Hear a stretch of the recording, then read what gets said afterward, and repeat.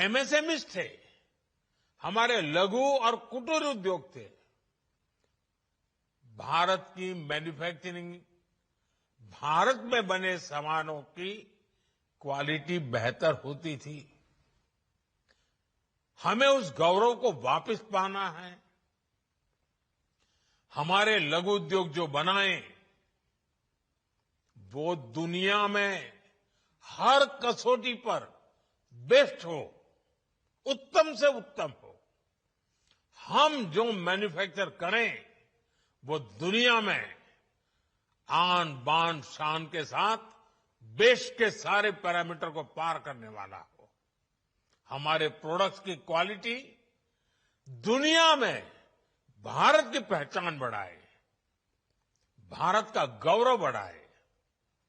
हमें इस लक्ष्य को लेकर काम करना है।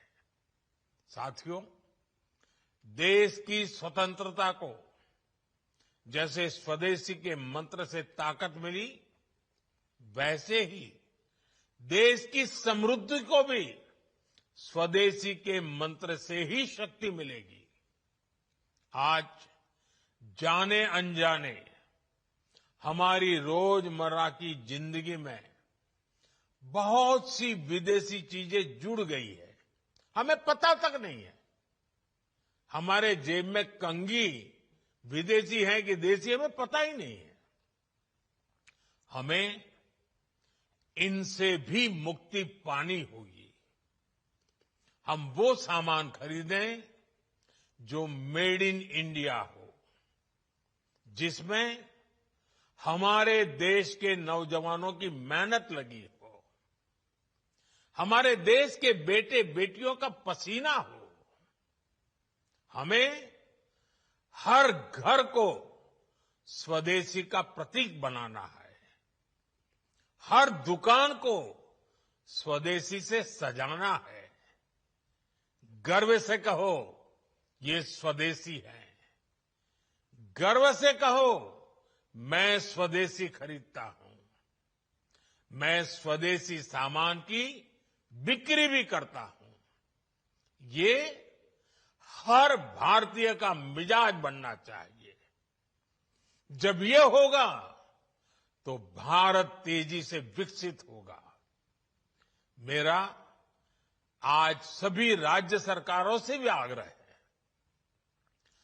आत्मनिर्भर भारत के इस अभियान के साथ, स्वदेशी के इस अभियान के साथ अपने राज्यों में मैन्युफैक्चरिंग को गति दे, पूरी ऊर्जा से, पूरे उत्साह से जुड़े, निवेश के लिए माहौल बढ़ाएं।